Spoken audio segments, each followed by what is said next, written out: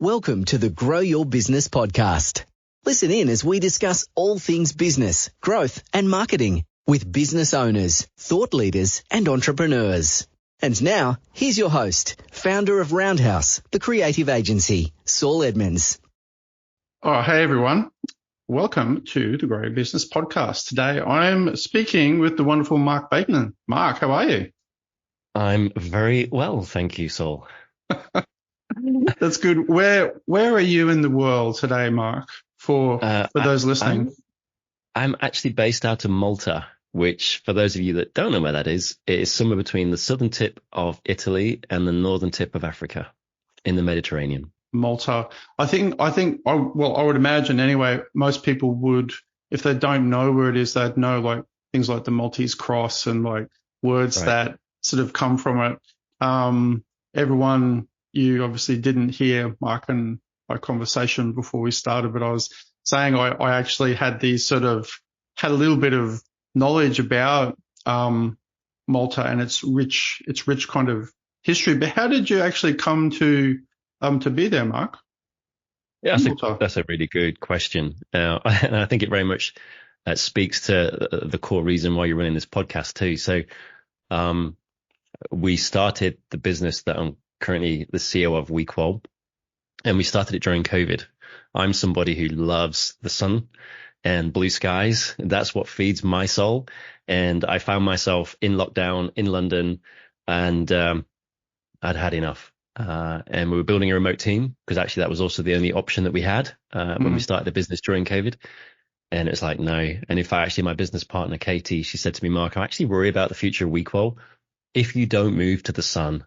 So literally, I finally made the decision. I think it was the Monday before Christmas Eve, just over 2 years ago. And by the Thursday, I'd left everything. And a week later, I'd rented a place here in Malta. Yeah. And hence your new book, The Advantages of Vitamin D for Business. Exactly. Do you know what? That really is. That really should sounds like a joke. Sounds like a joke. It sounds like a joke, but actually, it probably transform everybody who's listening. Yeah, unless you're in it. I reckon it just might. Yeah. I mean, within reason, but it's true. Like it's true. And it was certainly became more topical probably than it may have ever been before during COVID. Everyone's like, hey, you need vitamin D. And everyone's like, oh, yeah, because we're inside all the time. Yeah, that makes sense. Yeah. It's kind of, I tell you what, though, it's worse if you're in a country that has a lot of grey clouds, is all I'm saying. Yes. Yeah, that's right. I mean, there's no problem with that for the most part here in Australia, with the exception of recently when it's been super rainy in Queensland. I'm in Brisbane for people listening, but it's generally pretty hot. But yeah, outside of our lovely weather location talk, for those people listening who don't know Mark, who haven't heard him talk and other things, haven't gone to his website, do you give everyone just a bit of an overview about who you are and what you get up to, Mark? Sure. So you can't tell because you're listening to this. I'm a man. I'm in my 50s. I'm a father of two grown-up daughters, one in the UK and one in New Zealand. I'm quite sporty. I love traveling. By nature, I'm probably, you could argue, quite optimistic. I have, seemingly compared to everybody else I know, I seem to have quite a high attitude for risk, which is why I keep finding myself running businesses, I think. I have a newfound love for tennis, which I've picked up in the last 2.5 years. Oh, nice. Yeah. I'm bit of flavor. I'm a racket sport person. I'm a squash player. But I was always obsessed as a kid with playing tennis. That was I guess, I don't think I ever said it to anyone. They say, like, what are you going to be when you grow up, Saul? And but in my mind, it was like, it's definitely going to be a pro tennis player, because I was kind of obsessed in primary school with tennis, and then it somehow evolved into squash, and that's stayed that way ever since, and a few other things too with martial arts and other stuff. But wow. Squash is still like my main thing that I love. So you got pretty Sport-wise. good then. I mean, did you get like any kind of ranking level? Like, is it?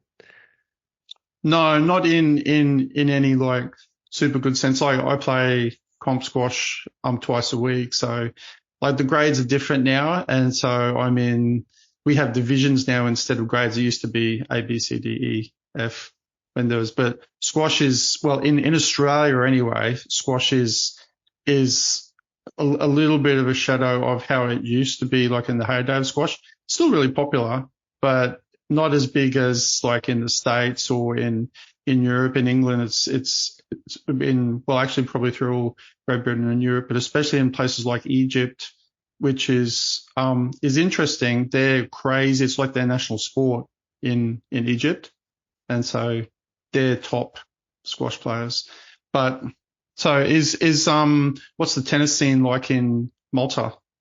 Well, I've got to come back to the size of Malta, right? It's I think it's something like 20 miles long by maybe 13 miles wide. It's Oh, 600,000 wow. people. It's like a pebble. It's like literally a pebble in the middle of the ocean. So 600,000 in that yeah, little, yeah. that's But there's an amazing. amazing tennis club. It's the second largest parcel of land after the airport is a big sports club. And they have like 19 or so tennis courts plus paddle plus an 18-hole golf course. It's a rugby pitch. It's insane. Like, how is that even possible? That's great. So very blessed there. Yeah. Yeah. So, I guess before we get into like other, various topics in relation to what you do, can you tell me a little bit about like, I didn't find when I was doing a little bit of research on you and, Oh, this could be interesting. on your website. Don't worry, Mark. I didn't dig anything untoward up. I was just There's finding nothing to out find. about. Yeah, no, I was just really interested to find out how you started. Like, what was your beginning journey when you started in business? Like, what did you actually start that in as your first thing, or your first like few things? What were you doing?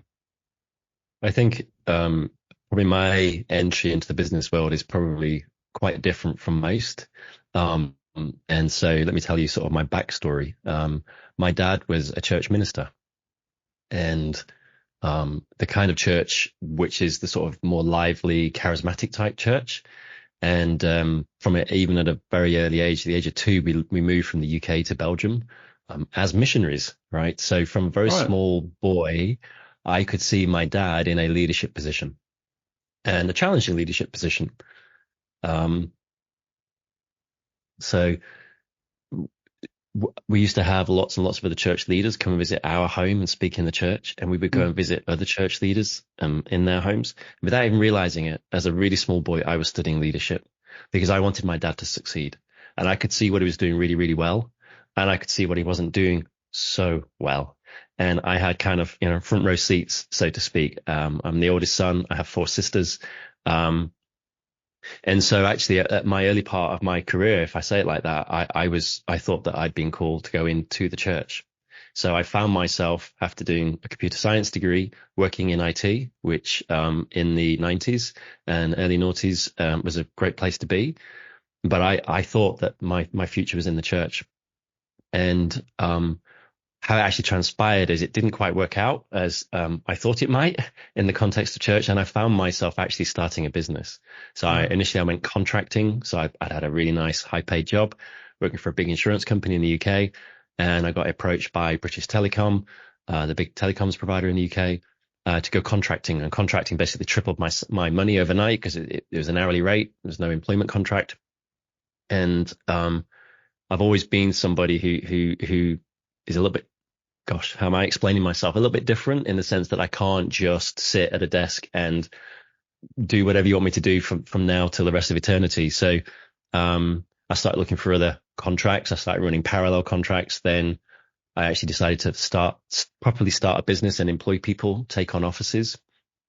I then grew a business really without knowing what I was doing, to be fair, from a sales, marketing, employment law, Sounds pretty familiar. Legal, finance. Exactly right. It's Yeah. the journey that any first time entrepreneur goes through. How to interview people, how to manage people, how to drive engagement, etc. So grew a business about 45 people, got to 2007-8. We'd done really well. Financial services was a really big sector for us. We're running really big contracts with the big global banks, and the global financial crash happened, and it coincided with some challenges in my personal life, and so I ended up selling the business 2011, and in that period, kind of went through a bit of a transformation, in that I did a lot of personal therapy. I did a master's in leadership coaching and mentoring. I studied psychotherapy, and came back really to what I would say is my core. I actually call it my professional purpose, which is to enable leaders to achieve meaningful purpose, and really coming back to that essence of, you could say, wanting my dad to be a better leader, wanting him to succeed. And so my professional purpose is about helping leaders achieve meaningful purpose. And that's what I've been doing since. That's great. It's interesting. I was just having a conversation with a friend, recently, who's been going through, a range of different, personal and business kind of challenges. And she, was talking about doing different studies and skilling up. She's always had an interest in, psychology and, neuromarketing, being a sort of a marketer, but she was speaking, and I'm saying this because I'm wondering if it's like a similar reason why then you ended up doing those various sort of studies that ended up being where you are now, because it was also just very helpful to you, because maybe you wanted to sort of understand yourself, because that's what she was talking about. And so it makes a lot of it seems to be like a common thread that I've heard, and maybe I've done it in a different sort of way too. Like, you want to understand, you're going through something and you go, and if you're sort of the sort of person who wants to understand why something happened, right, and you want to, not have it happen again, or you want to even just understand it and just go, like, I don't really get it. Like, I just want to get across it.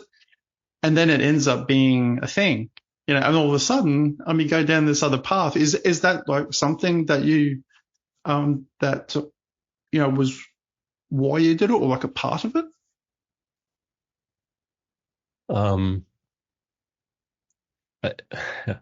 There's a very long answer to that one. I'm trying to think of the short one.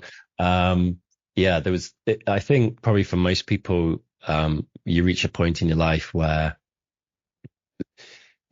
for example, if we talk about midlife crisis, right? What is a midlife crisis? A midlife crisis is where, this is how I would define it. You have a plan. It's almost like you have a map of how life should be. And you'd be working towards that map through your teens, is where you're still developing your map. Then in your 20s, 30s, maybe even into your 40s. And then suddenly you realize that the map that I have doesn't fit my reality. And suddenly I don't know who am I? Where am I supposed to be going? What's the point of life? Is there more to life, etc.? And so we have to basically redefine or rip up the existing map and create a new one, because the reality of the world is different from what we thought it was.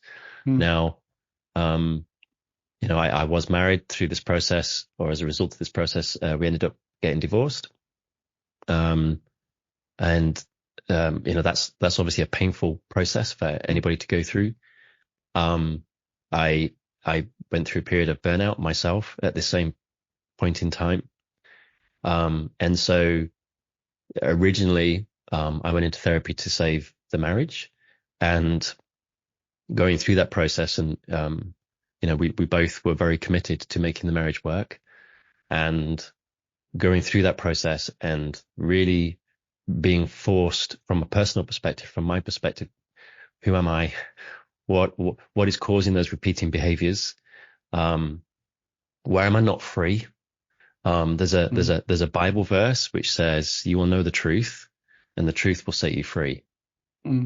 And regardless of whether you're a believer or not, that is a very, very powerful, because ultimately, if we see the truth of something, you can't unsee it. And from my journey, my experience is going through therapy, and doing the coaching course, it was all deeply reflective. And when you see something about yourself, you might go, "Oh God, no, I don't like that." Can we ignore that? Can we change that? It might be something about your past. It might be something about your present. But actually, I genuinely believe if we come back to the topic of leadership, it still applies. It's why feedback is so important, right? What is it that we're doing well, and what's stopping us? And what's stopping us, very often we can try and hide away from. We don't really want to see. It can be a difficult subject, a difficult topic. We maybe are engaged in a type of behavior that we know is not serving us, but we don't really want to go to the root of why we're doing it. And so if you come to that aspect of, the truth and the truth will set you free, it can be a very painful process to know the truth. Like, what's at the core of who you are? Why are you doing what you do? Is there a kind of interesting, I guess, an unwanted advantage that you end up sort of having? Like you have the, and I say unwanted advantage because you didn't, because nobody ever wants to go through those things. I mean, that would be ridiculous, but you go through them anyway and they happen. But then advantage, like then obviously for yourself, is great at some future point when you come to some realization or understanding. But the point at which then that is able to help other people too, because the more, I guess, I sort of speak to a lot of people who are leadership coaches or who are leaders and different things. And I sort of see, it's interesting because I like seeing patterns in things. I think that's just the designer in me, or just how I am. I feel like I'm pretty good at seeing these repeating patterns. And interestingly, it's come with doing the podcast more, because I get to have these kind of interesting long conversations that I would usually not even have with maybe people that I know pretty well. So you have these conversations and I see these repeating things, which to me, I'm sort of trying to think of the right words to say it. It's sort of something like this. And I'm saying it too because there's similar stories. People go through something hard. They come out the other end. They're kind of, without sounding too much like a cliche, they're kind of reborn in some new way, a new version of themselves. And they have this mix of, the intellect that they've always had, but with this different sort of strong level of passion about something. It's like, what, you might have when you're talking to people about leadership and business. And it's this point at which it's sort of passion meets a skill set you've already got, and like a bunch of stuff, because you can't just have passion alone. You got to have the skills to back it up to some extent. But that point at which those two mix, like this sort of chemical or something, I find that really interesting because that's like the part that's hard to quantify, but people generally know it when they see it. Like if you want to call it, what would you call it? Is there like a name for it that you can think of? But it's like this point where people who then you're working with, or if you're speaking, it's why somebody then responds to you, because, not anyone could just get up on a stage or talk to a group of people about a certain thing and have some impact. It doesn't really work like that. You can't just but it's this sort of impact that comes from having to go through. I mean, you're almost talking about a personal epiphany, I guess. Perhaps, yeah. I mean, it's the thing that you realize about yourself, but I guess what I'm also talking about is this, I see these repeating patterns in people who are really great and have this impact on other people. And the factor that always seems to be tied into it is that person has gone through some fire. They've come out the other end and they're different. And that mix then between the skills they already had and this newfound self or set of realizations is super powerful. I find that really interesting. Yeah. For me, this is the very core, actually, the reason for why I wrote the book, Disruptive Leadership and you've just mentioned the word fire, right? So the title of the book is Disruptive Leadership: Using Fire to Drive Purposeful Change. And fire is really interesting. And before I'd even penned my first word about the book, there was the subject of fire. And very often fire can be refining, right? Which is, I think, what you're talking about there, is that, you know, if you take a lump of rock that's got some gold in it and you put enough heat around it, so you put it in a hot enough fire, you'll be able to separate out the gold from the dross.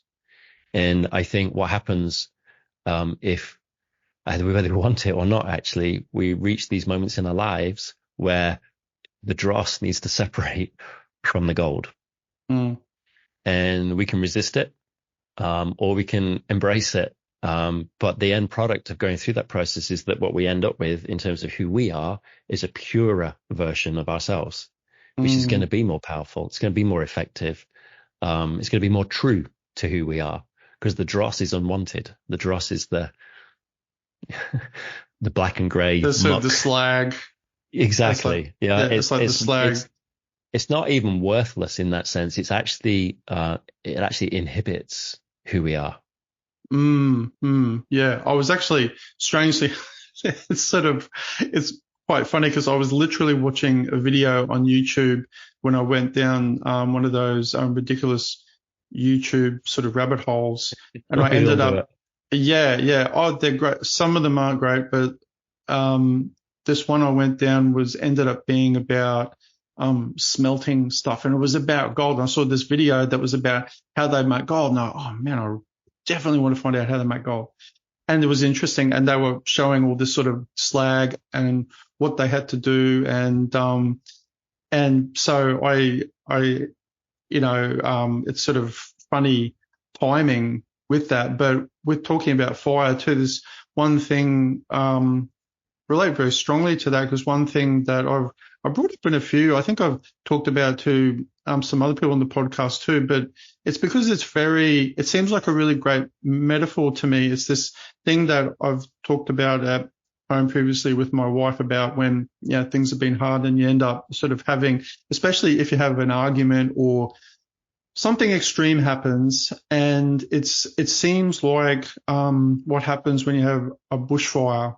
In Australia we have bushfires, and they're, no worse necessarily than other fires, but these big grass fires, and the bushfire comes through and it lays everything to waste, but then the nutrients that come from the ash that goes into the ground is so beneficial for new growth.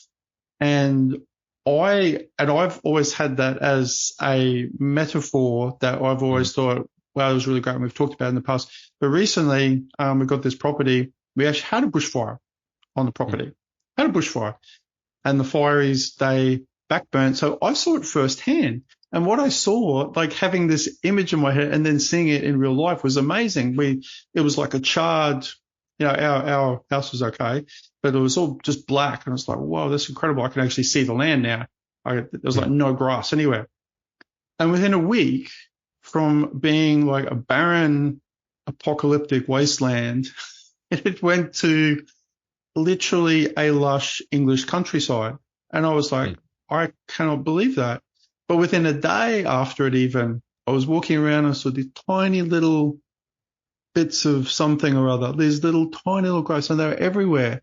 And it was only when I looked carefully, and just that idea of that maybe you can sort of speak to as well, because I'd like to talk more about then the book and that idea of fire, that idea of what elements of the destruction or the perceived destruction end up being the fuel or the food for the next stage of growth. Because it always seems like a really wonderful, there's this sort of chaos and then this incredible new growth that is actually needed comes out of it. Through when I was studying psychotherapy, there's a guy called Carl Rogers who pretty much turned the head of psychology at the time on its head, because prior to that you had Carl Jung and others like him that were perceived as the experts. They would don the white lab coats, you would lie down on a couch settee sofa, and they would proceed to tell you what's wrong with you. Carl Rogers came along and said, no, the expert in your life is you, right? You are the expert in your life. Nobody else can ever tell you what you should be doing in your life because you are the expert. And he described some conditions that we need to thrive. And actually the ultimate aspect of thriving is this term actualization, right? And actualization ultimately means becoming the best that we can be. So an acorn to actualize becomes a big oak tree, right? So every living organism seeks to actualize. And all of us have this remarkable propensity, especially as human beings, to be able to go through these kinds of potential travesties, right? Things that feel like they're designed to kill us, to put us down. And yet through those processes, through those journeys, the most remarkable people on the planet typically are those ones that have endured the most. Why is that? Why is that? Perseverance. I'm just some guy like we all are, just trying to figure stuff out. But like I sort of see these. I think we all are, regardless. Every single one of us. Yeah, but like you do at certain points. Like now, I feel like I'm way more across certain things. Like I'm no expert, that's for sure. But I do feel like I'm way more across things than I used to be. And one of them is like, it doesn't mean I'm an expert either, but at least I know it, which is like a good first step. It's like that, actualization's about how, good ways to do things in little chunks, doing it piece by piece and breaking it down and things like that, which, I mean, it's not rocket science, but, maybe it means I'm a slow learner. I probably am, but but all these like sorts of things, I imagine these, things you were talking about too. Do you see them being sort of played out when you're with a group of, leaders, business owners, groups of people, and everyone's talking? Do you sort of have a sense? You obviously, it helps the more time you spend with people, but do you see those like sorts of things? So to give a little bit more context to what I do now. So there's kind of two parts to me, if you like. There's Mark, you could say Mark the coach, which is this deep focus on wanting to support leaders to achieve meaningful purpose. And I'm going to keep coming back to that meaningful purpose piece, because when you talk about that wildfire, for example, that blows through, well, it doesn't really blow through, it burns through, right? Then you get those little seeds that immediately start sprouting, because that's their purpose. That's what they're designed to do. That's what's in their most core being is, I need to grow. I need to grow towards the light. I need to take nutrients. I want to expand and to thrive, right? So for me, purpose is a really key starting point. The second part of me is as the CEO of WeQual. Now, WeQual is a business that exists to drive gender equality at the top of the world's largest companies. To date, we've been working with circa 350 big global brands, and it is all about really helping to drive those organizations to increase gender representation, i.e. get more towards that 50-50 mark. And it's worth saying, why? Well, you could argue from a moral or ethical perspective, but actually it creates better business outcomes as well. So those organizations that increase diversity, increase gender representation towards that 50-50 outperform those companies that don't. For me, that's enough. But actually, secondly, those companies are better for the planet as well. So I'm kind of split into two, right? I'm the CEO with all of the responsibilities and challenges and joys that brings, but also I'm kind of Mark the coach, right?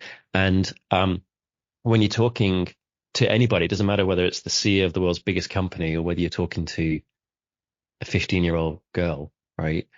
We're all driven. We're all human. Number one, every single one of us is human. Like we all struggle. We all get anxious. We all get lost. We all struggle sleeping at times. We're all superhuman, no matter who we are. When I say superhuman, I mean we are just utterly human, right?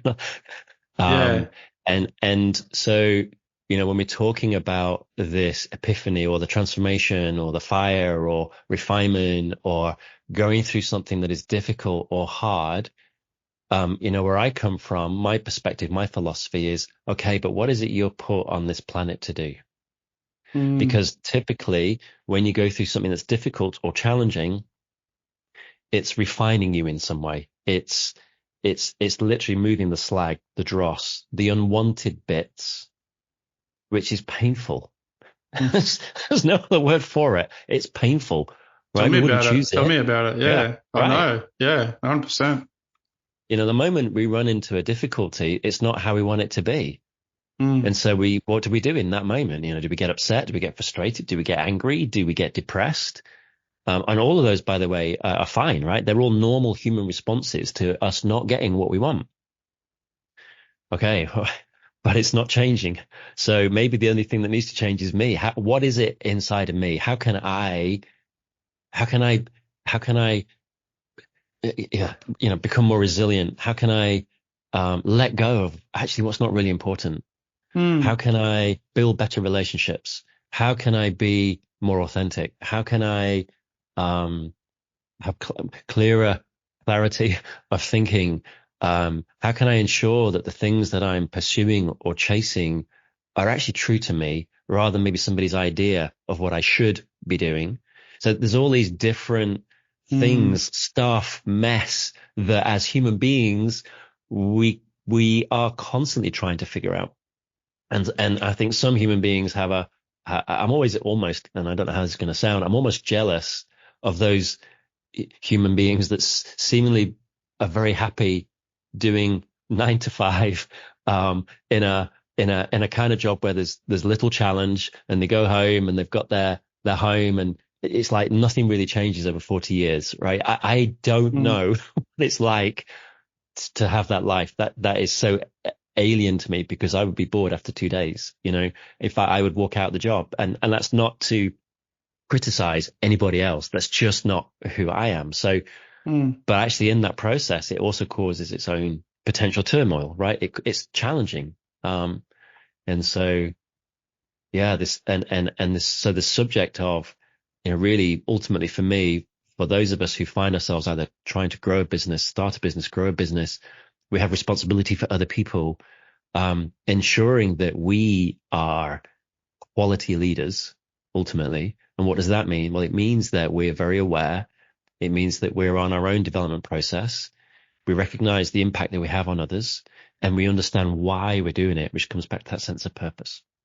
And does purpose, because thinking about the way you're talking about purpose, then to me, seems like, because I'll often, when I can't think of the right word, I'll think of some visual thing, as like a designer. I'll be, or just, not because I'm a designer, it's just because I'm me, but I'll just think of some visual. I'll go like, and so first thing I thought of then as having a purpose is like, you've got just the one sort of main path, and you've got all the little things kind of off the edge of it, and it makes it might not make it easier, but it then simplifies when you got a primary sort of purpose, leading to multiple goals.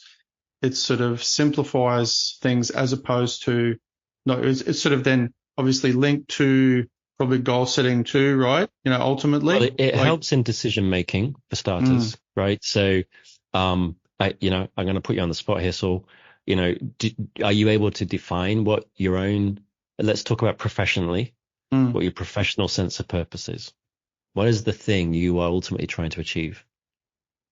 Well, it's a little bit different now than if you had asked me that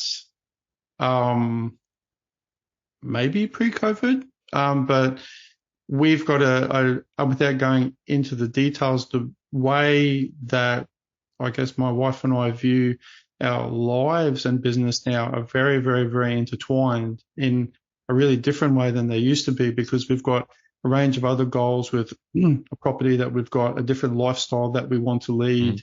That's very, probably the most specific about anything that we've probably ever been. that's Right. very specific. We've had this, well, we've probably had this vision forever, but we've been able to put it into play and financial things. Yes, in the sense that we've got a very strong plan for an evolution. It's more about our future, I guess, about how to get from the current to the future and how that works in with our lifestyle. Right. So this is why I kind of separate out personal sense of personal purpose, if you like, personal goals, personal objectives versus professional. So, because if I just say, oh, my sole purpose in life is to help leaders achieve meaningful purpose, God, I mean, that sounds, A, it sounds like a robot, and B, it probably means I'm not that interesting because all I will ever do is talk to you about leadership, right? So that's why it's interesting for me to separate out the professional element. And what that means is everything I do professionally, right, from a work, if I can say that perspective, though often there is a blend between the two, but is I want to ensure that I'm having an impact by working with leaders, helping them to achieve what they're supposed to be achieving. So, why are you doing this podcast? Why have you done all of these podcasts? What's your ultimate goal in doing those? Well, the podcast one is actually quite simple, which is originally, I guess at the very nexus of it, it was like, oh, maybe we'll do a podcast because it'll be good for marketing with the business. And that was very simple right at the start, like a lot of people, right? But then very, very quickly, I mean, I listen to a lot of podcasts too. And the thing that then drove the primary reason why I do the podcast, and it's very simple and it's almost not in some ways for the real core reason why I do it, not linked to the business in some ways, is that I listen to podcasts. I get a lot out of them. I like listening to it. So I thought, if I'm going to do it, and if I'm going to do it long term, I want to make sure that I'm doing it for as sort of honest a reason for myself as I can have, which is really like at the heart of it. It's just to actually, I like hearing other people's stories, really enjoy it, and I like having a platform, in our little, modest way to be able to help people share their stories. Part of it's like a selfish reason because I like hearing it, and then I like being able to share it because I find it really fascinating. And I feel that every time I do it, I get really energized, and that if it's going to sort of grow and, and become something, that's actually genuinely not really a specific goal, because I like doing it and I feel that's important for it to ultimately, if it was to be something, because if people are going to listen to it, because I reflect on why I listen to podcasts, and why I listen to podcasts isn't just, for any particular reason. I might listen because of a certain topic, but it's mainly because of then the conversation, and you're like a fly on the wall, and you're listening to two people that you know often, even though you don't know them. And I like that. I think that's kind of important. And it's why podcasts are obviously very popular. But I would say, and I don't know anything about your history or background, but I would say there's a reason why you started the podcast. These are some of the benefits, almost surprising benefits that you're getting. I actually really enjoy this. I like hearing the authenticity. I'm learning. I'm getting all these diverse perspectives. It's the kind of thing I want to hear, right? They're all like some of the reasons, but, without knowing you, and I really don't know, if is it a marketing design agency, like what's your background in terms of so I'm still at full service agencies, but it's with branding, websites, apps. But so I would suggest then that this actually is all part of your mission, because if there's a reason why you've been drawn to marketing, there's a reason that you want to tell people stories. There's a reason that you want them to position themselves on the world stage in some way. There is some deeper reason. And I'm conscious here, Saul, that we can get quite personal, but. Oh, no. That's actually to delve deeper into that, because my wife and I trained as illustrators. So our core sort of self is sort of pretty evenly spread between artist, illustrator, and designer, marketing person. Like we've both got a really equal love for creative things and then also how to build things. So, but the sort of the illustration storytelling part of it is really, if I was going to say probably if I had to say a primary important thing that I like doing, and it seems to come through everything in some form, and that's sort of storytelling. And that's, being able to, if it's to design and illustrate a children's book, which we do too. Like that's probably a core element, I would say. So I guess and what I would be really interested in is understanding, I don't know whether this is the right context or time or what have you, but there is, for me, in all my work with hundreds and hundreds, thousands even of one-on-one conversations, is very often we're unaware of actually what's driving us, why we end up doing what we're doing. We think we end up doing something kind of out of chance or by mistake. And I'm talking to, C-suite of big global companies, say a CFO, and they'll say, I just got here by chance. No, you didn't. You don't become the CFO of a big global listed company by chance. In the same way as you don't start a business by chance. You don't start a podcast by chance, right? There is in the same way as you talked about that wildfire running through, and then that little seed still spurts up. It still grows. It still has that core aspect to itself that it wants to grow in a certain way, right? A pear tree can only ever be a pear tree. A lemon tree can only ever be a lemon tree. A grapevine can only ever be a grapevine, because that's what they're supposed. I use the word supposed, but that's how they actualize, right? That's their sense of personal purpose. So there is for me, there will be a deeper underlying reason why you love storytelling. Why is that important to you? What is it ultimately you're trying to achieve through that storytelling? And very often, by the way, it comes back to childhood as well, as a by the by. And I think that can be really helpful to understand, because it can kind of give us, some people have called it the North Star, right? It's the thing that we know that we want to pursue. And almost anything outside of that is potentially a waste. And the reason why I say that is imagine a banana tree trying to be an apple tree, right? And it expends all of its energy trying to grow apples. It's going to be the most depressed, miserable, angry, frustrated, demotivated, because it just can't do it. So far better learning the truth and going, actually, no, you know what? I'm a banana tree, and bananas are good. Whereas if I have a belief that bananas are bad, but that's kind of, do you understand? It's like understanding why we're here on this earth. What we have, if we're fortunate, we have 80, 90, maybe even 100 and something years if if you listen to all the longevity health span people right now. So, gosh, we think that's a long time when we're small. I'm 55 right now. And like, you start counting down instead of counting up, right? You become more and more aware of your humanity. Our time here is fixed. So what do I want my impact to be, right? What do I want my legacy to be? And do I understand why? Do I understand why I am who I am? What is important to me? What drives me? And then for me, that comes back to that sense of purpose. So I definitely do talk about this in the book, because for me, I wonder, like I was just thinking about that too. Do you find that people, when you're talking about purpose, because I very strongly relate to that. I think it's really important. But do people, or at least some people, when you're talking about that, do they think that that's like the province of like people who, like driven people, or people who become that, people go, oh, that's like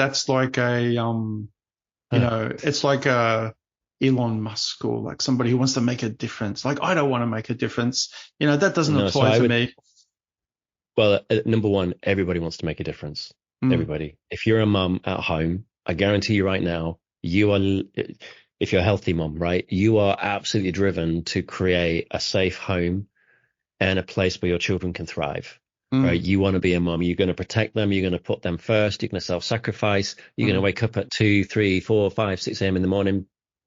Dads too. But, you know, if we're just talking about a mom there who's not at work, maybe who is maybe struggling with you know, depression and, you know, really finding tough life, you know, the absolute opposite of how you might perceive an Elon Musk. I guarantee you right now, she's driven to ensure that her children are okay.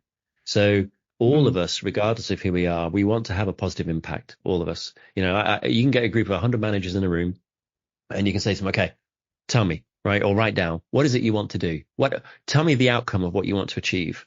Oh, well, and whatever, it always boils down to impact. Always. We want to make a difference. All of us do. Otherwise, kind of, what's the point, right? You want to make a difference through this podcast.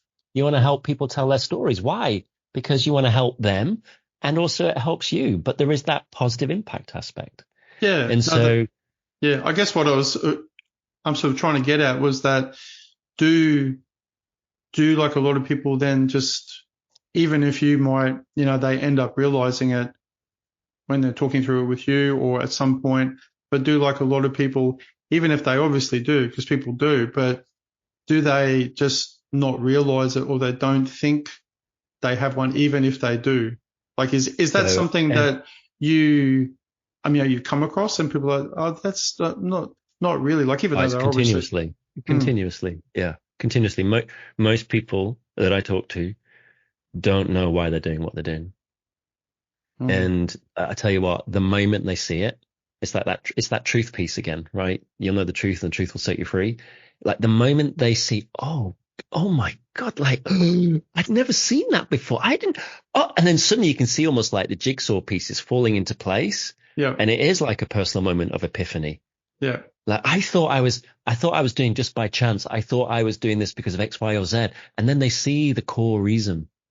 They're able to connect it to something, for example, about both their childhood, their nature, their nurture. They go, and it's like a light bulb being turned on in that moment. Yeah. And it can happen surprise. When you see it and you can't unsee it. It's a moment in time, right? It's bam, there it is. Okay. Oof, now kind of everything makes sense. Now I understand more of who I am, and it helps us to remove the gold from the dross again, right? I thought I was supposed to be doing all this, excuse the language, but shit, right? All this stuff around the edge that isn't core to who I am. I'm trying to be an apple tree. Oh, a banana tree. Why am I expending so much effort and energy trying to be something that I'm not? Oof. And I understand now. I'm a banana tree. I can produce bananas. Wouldn't it be funny to, at some point, scientists actually realize they come across an actual banana tree and there's some sort of evidence to show that some of them do actually try to be other sorts of trees. At some point, I was like, breaking news, everybody.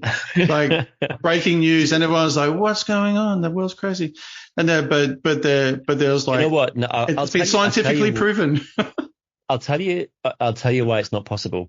I mean, I'm not a scientist, but I don't know the language, but the genetic composition, there is nothing in a banana tree's, dare I say, genes, cells. So that's not very equitable, Mark. I'm kidding. I know, but even that is just a nonsensical statement. So, like, we can't be who we're not supposed to be. Yeah, I know. I know you're going to laugh at my expense. Don't you worry. No, it's not at your expense. It's at the concept of it. But the truth is, so many of us expend so much energy trying to succeed because we believe that's what's expected from us by those that sit outside of us. And if we're not truly aware of our own personal sense of purpose, what brings us joy, where we find a sense of fulfillment, it's like we're trying to play to somebody else's tune. I'm going to use an example. I've not used this question for a little while now, but I'm coaching somebody.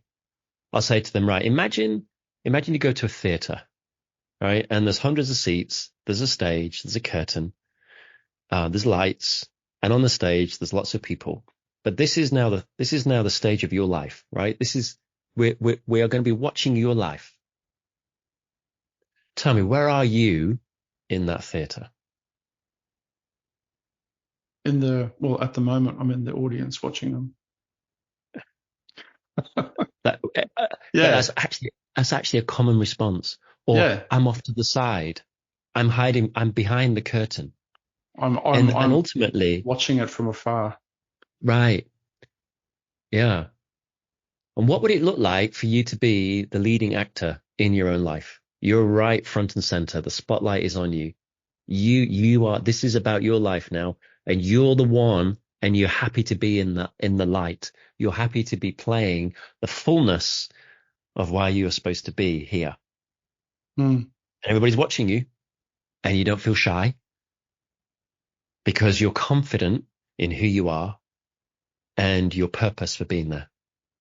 Do you think a part of people's response to that, and I guess my response there too straight away, was their automatic visualization of how they usually see their life anyway, which is they aren't, except in dreams, I suppose, where you kind of might see yourself, but generally in life you don't see yourself, you're looking at things. So is that maybe more reflective of just how they're used to viewing the world, is like through their eyes, but they're not looking at seeing themselves as as like a piece of augmented reality in the scene. It's just like looking at the scene. Do you think like maybe it's how they're used to viewing things, or because it might be, but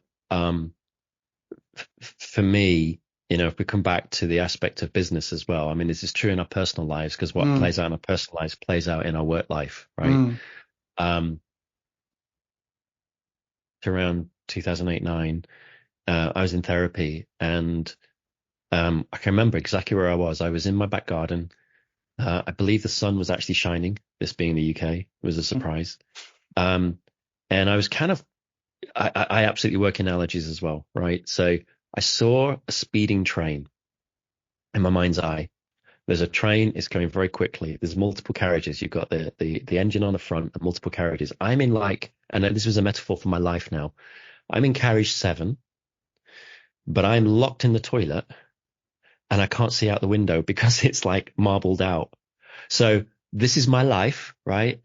And I'm in carriage number 7. I'm locked in the toilet and I can't even see out the window. And it's like, okay, this is exactly how my life feels right now. I am not in charge of my life. I am not at the front.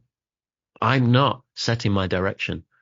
I'm trying to fulfill. I'm trying to do everything, the stuff around the edge, but it's not core to who I am. And so that was about my journey. How do I get out of that little toilet, unlock the door, walk all the way to the front, sit in the driver's seat? What does that look like? And the train's going fast too. It's also going. And the train's going fast. It feels out of control, right? Because you're not driving it. And so many of us feel like that. And in the context of leadership, if we find ourselves, and I was the CEO of a company at this point, remember, right? So I'm a leader, running the company, but this is my personal life. And how does that impact my leadership impact? How does that impact the thing that I'm trying to do, the success I'm trying to drive, the difference I'm trying to make? Gosh, well, there's a lot of dross in that picture. There's a lot of stuff that is not helping me. I have really a wrong perspective of myself. I am making the wrong decisions because I find myself in the toilet on the 7th carriage and I can't even see out the window. There's some drastic change needed here. And that process was not easy, not straightforward. But actually, I believe that is absolutely core to effective leadership, to driving the impact, to making the change, to making the difference that we want to seek, that we want to drive throughout our lifetimes.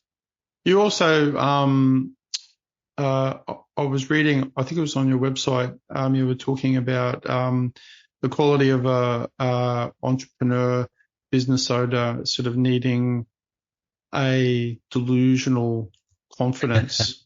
A delusional Which self-confidence. When I read that, I was like, I really want to hear from Mark, like a expanded view of that, because I thought it was a great phrase. It was sort of had this element of havoc to it, but I generally know what it means. But So this is expand my on fifth. it.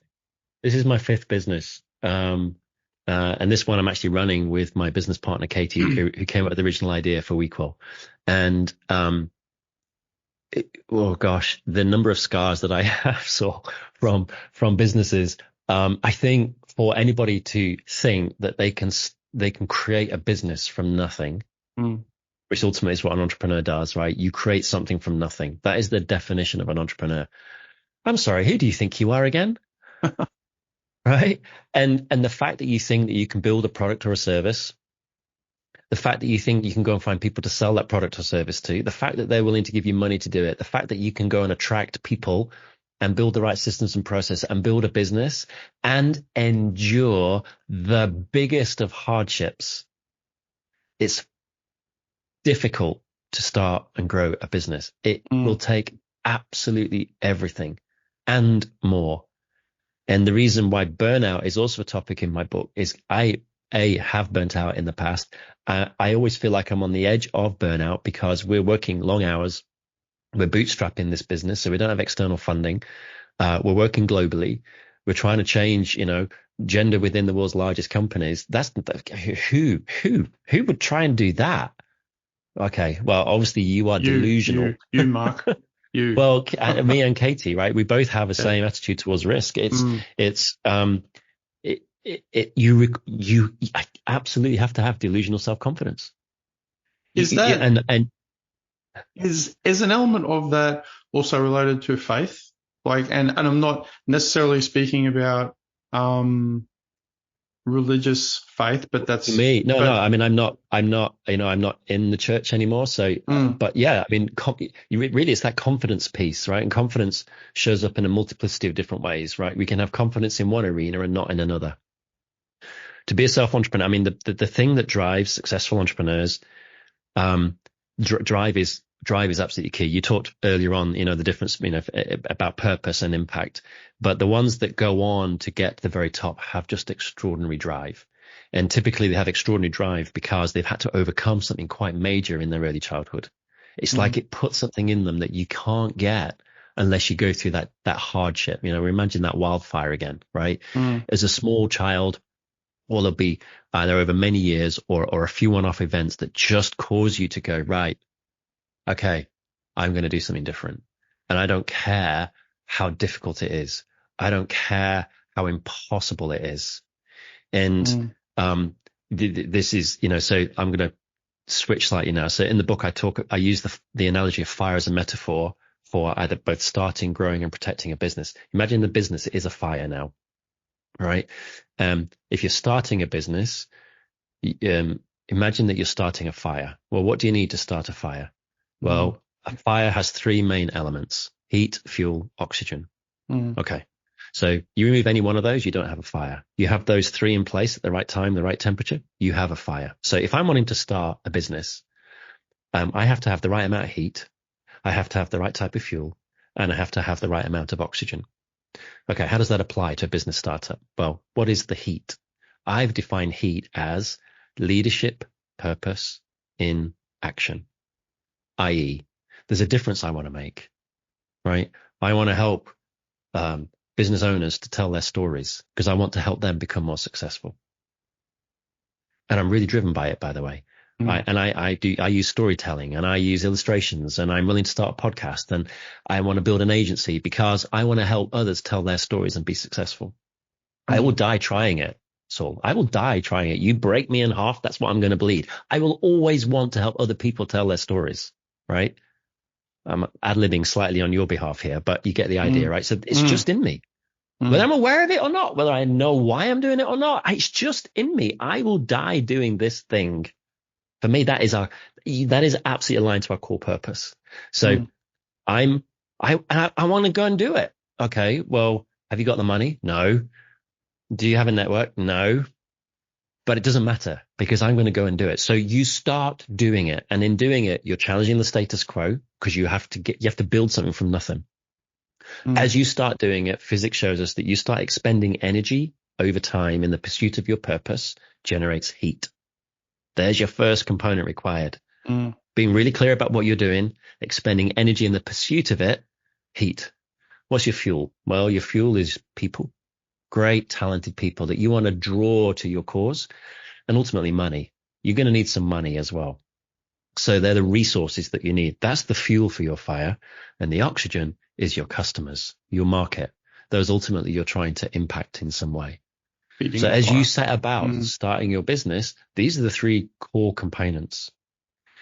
How do you now start to grow your fire? Quality leadership, right? Making sure you have the right type of heat, that the heat is pure, the heat is clean, right? You continue attracting more fuel. You understand how to engage your team. You understand how to use money. And then oxygen. Now you're talking about brand, you're talking about marketing, you're talking about the stories that you're telling, and sales. Okay, that's how I grow. How do I protect it? Well, I need to make sure that no competitor steals my fuel or my oxygen. I need to watch out for headwinds. I need to make sure that the oxygen, which you could see almost like as a wind, if the wind changes direction, COVID happens. If Russia invades Ukraine, suddenly, bam, right? I can't run my business anymore. Airbnb, it was doing great. Thank you very much until COVID struck, right? And WeWork, right? That huge global organization that allowed offices. Well, they've gone bust now for multiple reasons, but primary because of COVID. So it took their oxygen away. And through that whole process, for me, it's about quality leadership. Who are you as the leader inside that organization? Because the heat part, you want to be removing the dross all of the time and getting more and more purity, that gold part, because you want to ensure that the impact that you're leaving is positive and not negative. And I use the example, you used the example of a wildfire before. I use it actually in a slightly different context, which is as a business, you don't want to be a wildfire because a wildfire is destructive. It maims and kills and destroys. It's not something you can control. So you have opportunistic leaders who are driven by ego, right? There's a lot of dross in there. They're driven by ego, status, power, money. They don't care about people. And they'll take advantage of a situation where there's a wildfire or a flash fire. You're one of these businesses that starts, does really well, they become the darling of Wall Street and then collapses just as quickly, right? That's not positive impact. So how do we ensure that the fire that we build, the legacy that we leave is positive? It's all about who we are as quality leaders, which for me is purpose, values, and then there's an aspect of accountability to it. If you were going to, there's a lot of fantastic, metaphors there. I really like them. And have you ever thought of where smoke would fit into that picture? I was, because I know I was actually asking that too, because at our property, I just visually thinking about fire. We're actually burning. We had a big drum, and we're burning off a whole lot of stuff. There's a whole lot of junk and dead wood and stuff, and the fire was quite safely inside. It was contained, but at one point, because we've been doing it so often, you get to have this really strong sense of the nuances of what burns well and what doesn't burn well, and all the different fuel. And there's certain sorts of things that I know now from doing it a lot, like some of these things automatically, the fire's still going, but all this smoke initially, this huge and different sorts of smoke go. And it was interesting because I know from probably from Hollywood, I'm sure, some silly source that fire travels through smoke. But I actually saw that happen, which was really interesting. I actually saw it start to travel through smoke, and I was thinking about that. And then when we're talking about this, I thought, I wonder if Mark has, in this series of metaphors, thought of where smoke fits in, or if he hasn't, I'll put you on the spot. And you can, you are. Yeah, you can figure it out. You can figure it out right here and now, Mark. Thanks, Saul. I think there's two aspects to smoke. I'm very much thinking on my feet here. often you can get smoke even without there really properly being a fire, that kind of smoldering, not quite got going, Yeah. feels messy, feels, It feels dirty. It's yeah, exactly. Right. yeah. And actually, as you were describing that, that's And really it what was is coming dirty. to my mind. Mm. And it is dirty. And that was coming to my mind. It's like, again, no, I haven't looked at this, but if you burn rubber tires, that's not good, right? You know, Dark that black smoke. dark black smoke that's also toxic. Toxic, right? yeah. It's toxic. It's petrochemical based. It's not good. So actually the thing that came to my mind, rightly or wrongly, as you were speaking was, and I always got to be careful with this metaphor now in terms of the fire piece. We want to attract incredible people to us. And, if we burn gas, for example, is there smoke? Well, of course there is a byproduct, and you wouldn't want to breathe it in, but there isn't that big billowing black smoke, right? Otherwise, the nurse would be able to run boilers at home, right? The gas boilers at home or gas hobs. So actually, I think in this metaphor is that if there is a lot of smoke, it's not clean. You're not burning the right kind of fuel. It's actually toxic.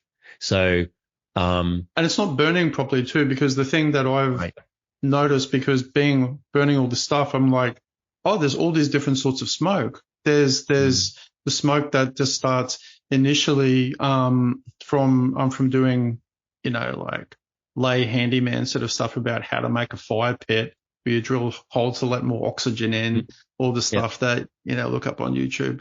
Things like that too, seeing that firsthand and seeing when there's more oxygen come into the drum and it starts to burn, there's no smoke. It's just fire, and it actually eats the smoke.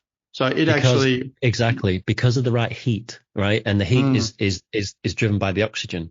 So this is why this analogy is so interesting. Because if you're running a business right now, of those three components, which one is the least? And have you got enough of each of those three? And how are you going to gain enough of those? Have you got enough heat? Are you really clear about what you're doing? Does everybody else know what you're doing? Does everybody have to tell your story? That sense of purpose, the why from Simon Sinek, like the North Star. And are you burning with it? Do you actually believe it yourself? Is it something you should be doing, or is it something you deeply believe and are passionate about? Second one, fuel and money. People, like, do your people know why they're here? Do they know why they've joined your company? Are they bought into that sense of mission and purpose? Do they understand the why? Is that driving them? Because that helps, I think, on the purity, if you like, of your fuel, right? Because they're giving of their energy and time in joining you in your mission. So if you have the wrong kinds of people inside your organization, you're probably going to get some toxic smoke. Yeah. And then what about too, because like the thing about if you're just out in the bush and you're making like a campfire, it can be like a bit of a skill, because like as soon as you start to go, and we've found this out pretty fast, and we're getting better at it, about how much you add on. It's like consistent. It's not just like, skill, right? Shove a log on, shove a log on. There's a guy actually that we watched called, on YouTube, Primitive Technologies, and he's always making fire. And he's just this Australian guy who lives, I think, up in the Daintree or somewhere. And he's making all this. It's pretty cool. And he's always making. He's like exceptionally good with the stick. Makes it all from scratch. But then it's really interesting because he builds these sort of fires, and he builds these homemade kilns that are ridiculously hot. But he's got a very methodical, particular manner that he adds is like different size sticks. And I was, when we're watching that too, and I remember my wife sort of saying to me how down at her grandparents' house that she used to go to when she was a little girl, and they had their fireplaces there, and they always had different sized sticks of different sort of ones in groups that they would use for particular parts of the fire. It was like the fuel, different specific structured that they'd know that they'd do the stuff with the little ones and some bigger ones. And they wouldn't just go, oh, great, it's going. Let's put a log on. No, it would kill the fire. So So applying this in the business context, right? You're a startup. Who are the first, your first sticks? If you imagine they're your people, who are the first sticks that you want to bring into your business? Do you want to bring in the big log, or do you want to bring in those small sticks? And I went back to my first business. You have to be able to employ the right people for the right stage of your business. And then they either grow with you, or unfortunately you might have to part ways, because they can no longer, a small stick will burn out really quickly. They have to, in one sense, grow. The thing about human beings is we are remarkable in terms of our energy, because for our working life, as long as we get enough rest, we start the next day with a full quotient of energy again that we can give to the mission, right? And that energy is what we're ultimately burning, if you like, as part of the fuel. But if you're a small business and you think, gosh, if we had, like, can you imagine you getting the VP of Google, right? The VP of marketing at Google, right? And he's going to come and join our small marketing agency. And it's just going to be fabulous. It's the equivalent of getting a big log and a little matchstick, right? It's not going to work. It's not going to work because it's different. In 10 years' time, you might be able to be at the right size of fire. Smothering. To have the VP. Has a smothering effect, perhaps. It's wrong in every wrong on every level. A small matchstick cannot set fire to a big log. That's why you have to have the tinder, and you build up, as you say, in different size of sticks. Yeah. And it's the same as you're growing a business. You can't, we all think, oh gosh, if we went and got the top person in this industry and joined us, no, it'd destroy your fire. Yeah. And then it's also the amount of oxygen then too. I mean, all these things are fantastic metaphors, and once again, just returning to that particular channel, this guy's particularly good, and I've never really seen anyone online do it, but he's doing it all the time in these videos, and he's like very, very, very gentle. He does, he has a little spark, and then he's like super gentle with the tinder, like such a tiny amount of oxygen, just blowing very gently, then a little bit more, then all of a sudden it goes, but he's got everything set up, ready to go with all the little sticks, and it's a bit of, and it's always that exactly quite the art. It's totally, that is the analogy to think about when you're starting a business. That exact analogy, because you've got to figure out how much energy over time you expend, right? Which is the rubbing of the stick. You have to have the right amount of tinder at the bottom. You have to have the right amount of oxygen. You're just blowing on it, not too hard, not too soft. And I'm going to come back to the delusional confidence piece, right? Because you've never done it before. You've never started a fire before, and you say to everybody, by the way, I'm going to start a fire, and it's going to be huge. It's going to be massive. It's going to change the world. Oh, dear God, really, go away. It's hard to start a fire from scratch. We've been trying to do it, and that's not without the sticks, with a little bit of tinder. And I had, when we were trying to do it just for fun, it was like, I want to know how to do that, because that would be great. That's damn hard. It's really hard. I had like a really bloody hard. I had like a really newfound respect for, when you hear about people in the, Napoleonic era, and they've got their tinder boxes and stuff, and they just like whip it out, and they just they start a fire. I was like, man, that's like a serious skill level that they obviously do all the time. But, it's quite remarkable. But, it's once again, it's a great metaphor, because it sort of represents, like, as we're talking, I'm sort of thinking about how that relates to the things that I felt at a certain point I was like pretty good at. And then I went to a different level, or have a different experience that, like when we bought another business to sort of expand our business. And that experience made me go, wow, I'm not the expert I thought I was, in a range of different areas. But then, after the distress and sort of horror of that realization, then going, wow, I feel great that now there's this whole other world. But it's like these different levels, like you're adding this other stick, and initially you just can't light it. It's just really, you don't know how to light it even. It seems almost impossible. Then something happens and you go, oh, right, I see. Okay. It's like, I remember one time too, it's kind of ties in, to what we're talking about. I used to do a lot of martial arts and learning how to kick. And I remember my instructor at one point showing us how to do some of the more fancy kicks, like a spinning heel kick. And it's really difficult to do. And when you haven't done it before, it's like, yeah, okay, I'll get to that at some future point. It's like, no, we're going to break it down, turn around and do this. And eventually, and I actually specifically remember the night at our club when it just clicked, when I was doing the same thing, and I was going, it doesn't feel like, it doesn't feel like Bruce Lee, obviously. It feels terrible. It feels like nothing. And then it just happened and it flew. And I was like, oh my gosh, that feels strong and it feels fluid. And then but it was just this last little, it's like the last stick or the point at which you light it and it actually ignites. It was like this point where I was going, oh, I get it. I get how the movement goes in order for it to feel right and powerful.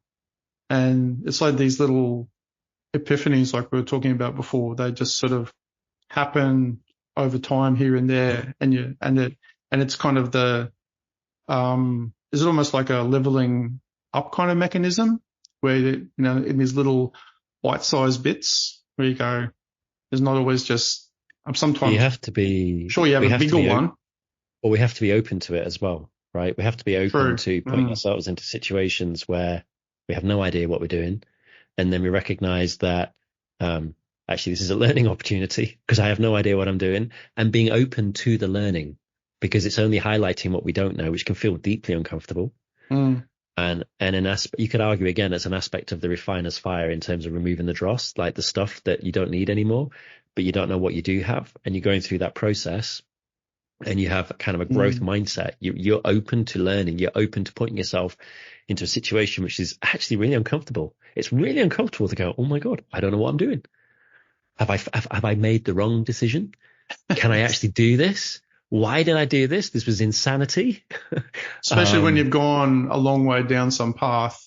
Yes. It's going to be really hard to turn around and go back. Yes. And there's no side roads here. So it's more sensible to keep going. Yeah, I think all of us have known that exact moment many times. Yeah. Yeah, sure. Because you can't see the future, right? You can picture the future, but once you've been going down that dark road and you're a number of years in and there's no turn off and you seem to be running out of petrol, right? You're running out of fuel, you seem to be running out of oxygen and your own heat is starting to ebb. Oh my God, what do I do? Yeah, totally. Yeah. And I guess that's part of that is why I brought up the word faith before, not because of any religious thing, but it's a word that in recent times I've actually thought is just a good, really appropriate word for things we've been thinking about personally and in business, because it's the faith to when there's a certain amount of things you don't know, but you have the ability and like the faith then to move forward because it's going to work out, and you have to have that. And that's not something, it's a sort of, I guess for me, it's kind of what I touched on sort of earlier about where that sort of emotion and intellect meet, because those two things sort of still go hand in hand. You got to go, I got faith that this project that, it might be just like a building project, and this relates to something that we're doing right now. We've got X amount of things to do and we've got a very clear plan, but we don't have some of the money, and there's an element of faith moving forward that that's going to happen. But there's a lot of evidence to show that will happen because it's happened in the past. So, I mean, there's an intellectual aspect to that where we know, it's comforting. You go, well, it's happened in the past, so it's very likely that it's going to happen again. But there's still an element of faith there that, and risk sort of linked with that risk go and your intellect going, but what if something goes wrong? You go, but it's not really going to, because it hasn't happened in the past. It's unlikely.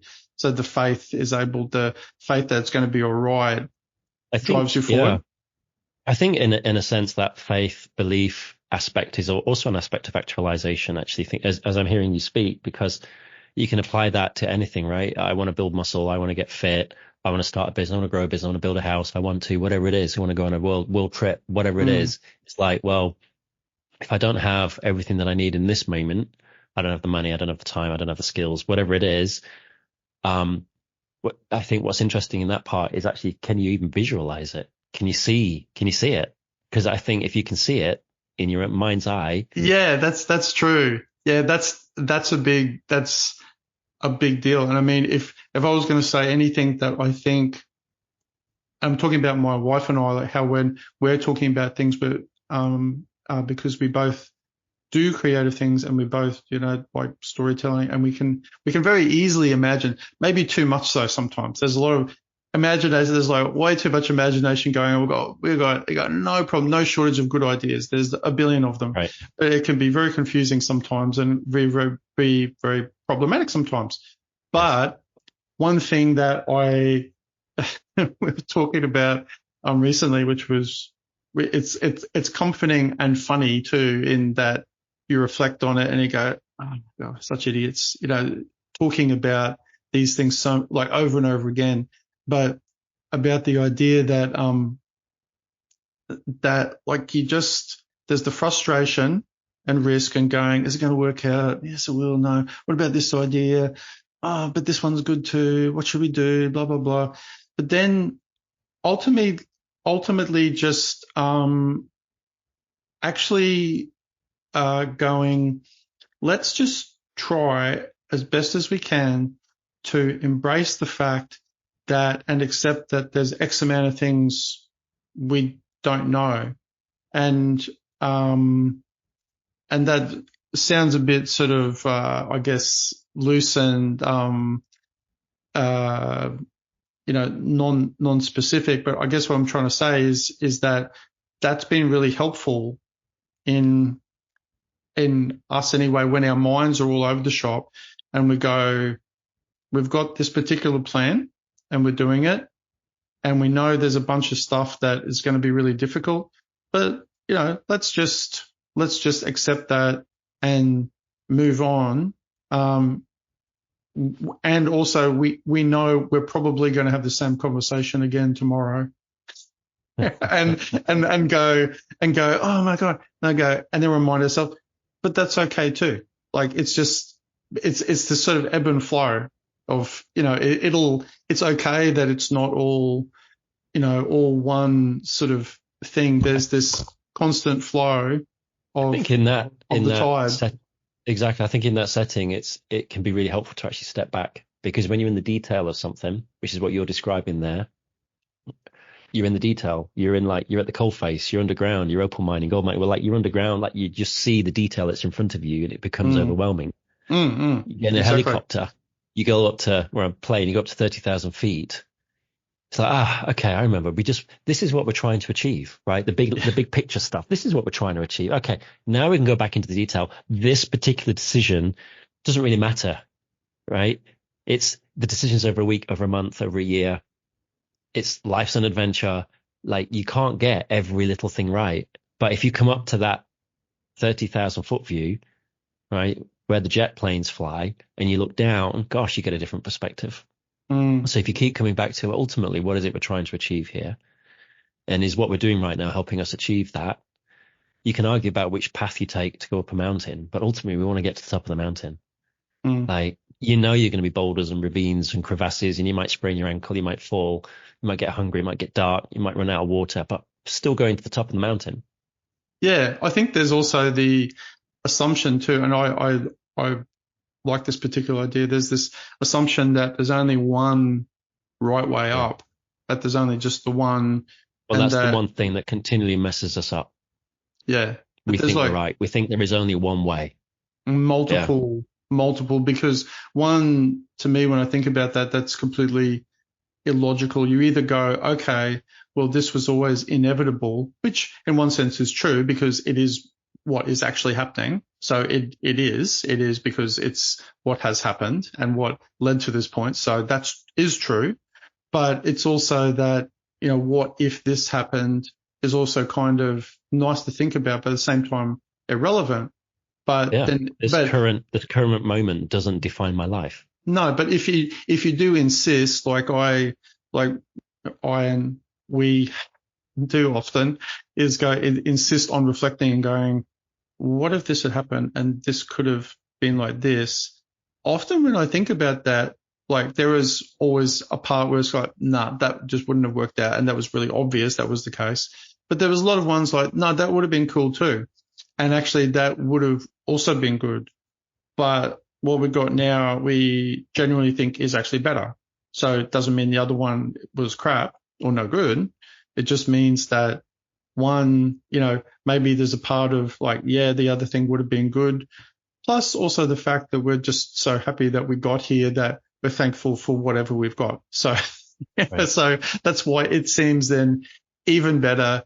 And it actually is, but it's because you're, just kind of grateful that you got here at the end of the trip. You got at the end of the trip and you're just like, man, that was like pretty interesting. And there was some pretty hard bits, but it's like I always find, say when I'm just returning to something like, sport or squash, I've had this conversation with other squash mates too. And I always find I never have, even if I, win or if I have some really satisfying game, I never have almost any satisfaction about that fact at the end of the game. It's never like after the game, I'm not like, whoa, that's amazing. I'm like having some great, sort of happy experience. It's always it's all the little moments during the game that are like, that was an amazing point. That was like really exciting.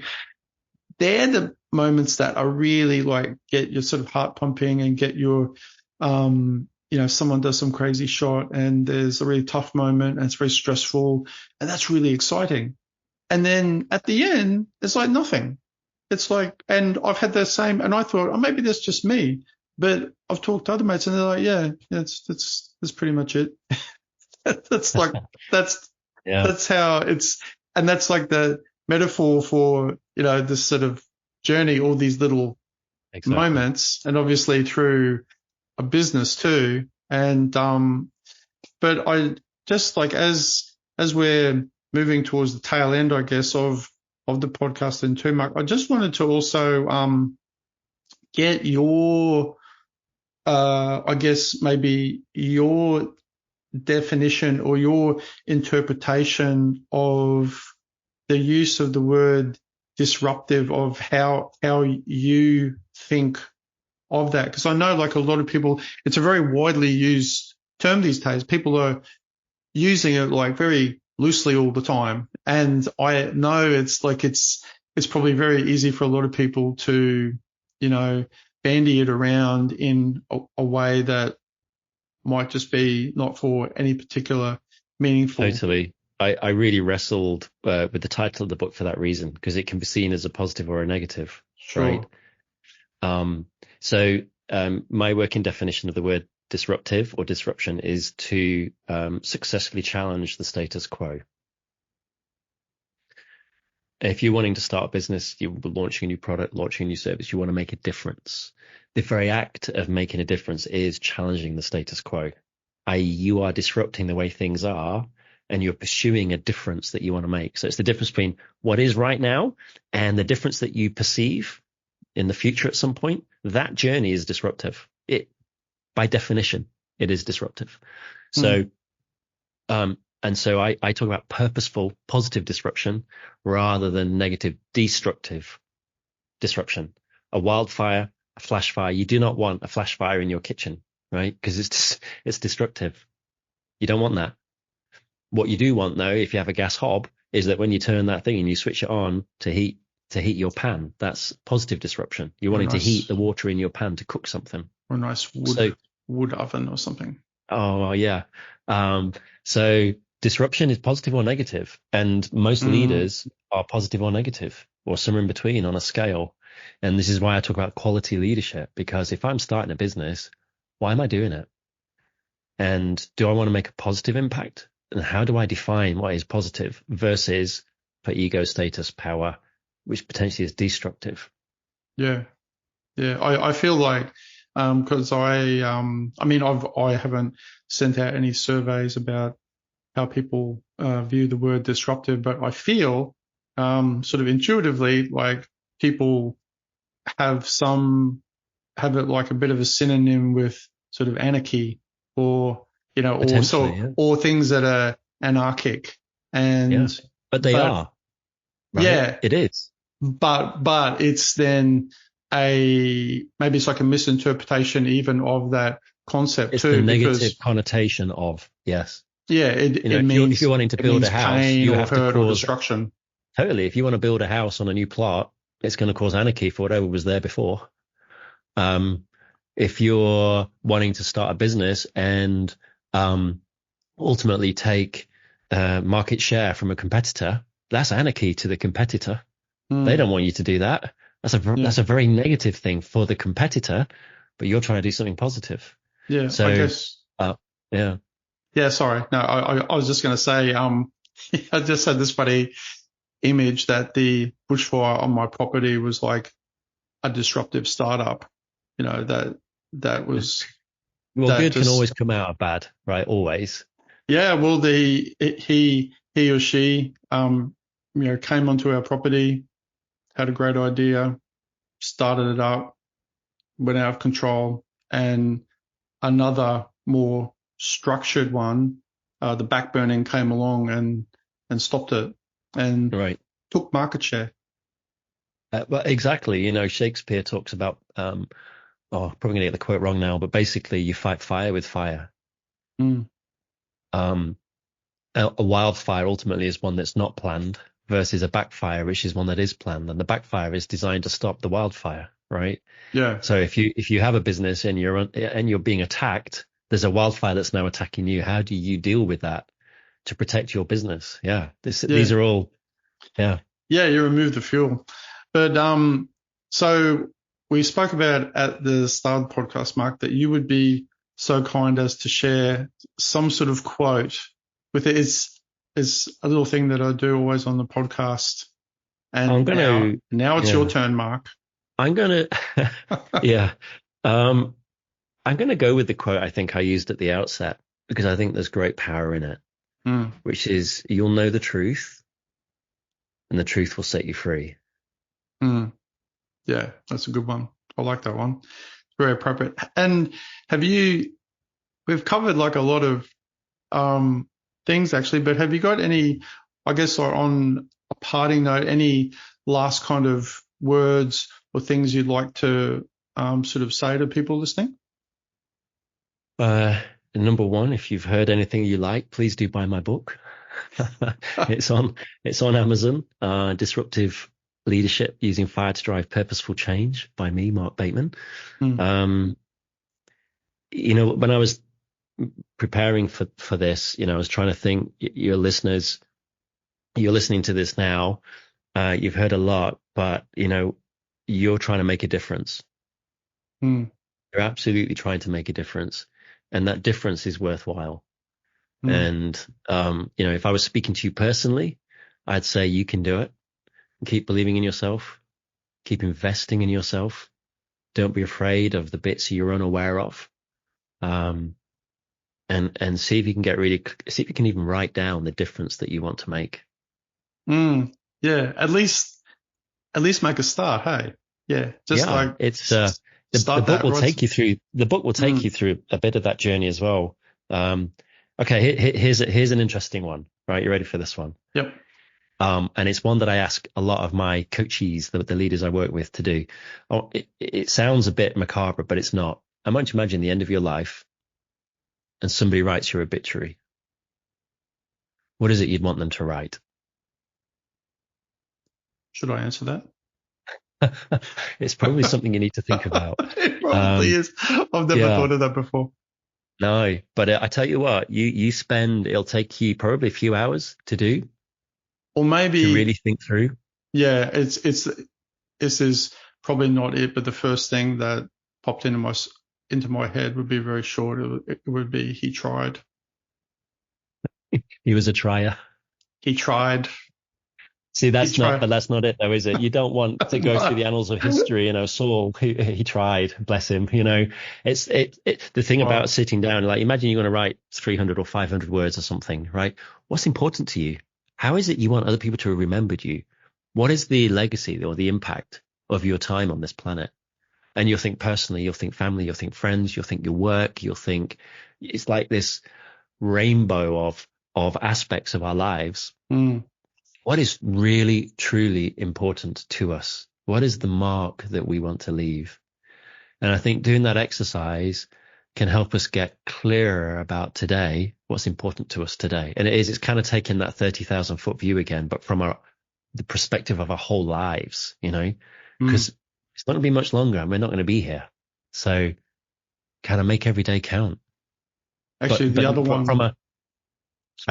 one might be, to learn more, click here, and it goes to a website that explains it really well. To learn more, click here. Well, that's what you would want. Yeah. But they actually go to a great website that explains it really well. It's way better than an average obituary. Anyway, all jokes aside, but actually that's not a bad idea. That actually might be the best thing, or a really good motion graphic or video. But what's the best way, Mark, for people to actually find out about your book and you online? We'll have links also to this in the description too, but where do they go online? Thank you. So I have a personal website, mark-bateman.com, and the CEO at WeQual. So if you're interested in the gender equality aspect, that's wequal.com, WEQUAL. The best place to probably follow me is on LinkedIn. Those are probably the three best ways. Great. Thanks, Mark. It was a great conversation. Really, really interesting. A lot of real gems in there, so to speak, especially the gold bit. That was good. Especially the gold bit. Yeah, especially the gold bit. That was the biggest gem. And thank you, and really appreciate your time. And likewise. That's it for today, everyone, yet again. Thanks so much for listening in to our little podcast. And we will see you again soon. Say goodbye, Mark. Goodbye, everybody. Bye. Thanks for tuning in to today's episode of Grow Your Business. Have a great day, and we'll see you next time here at the Grow Your Business podcast.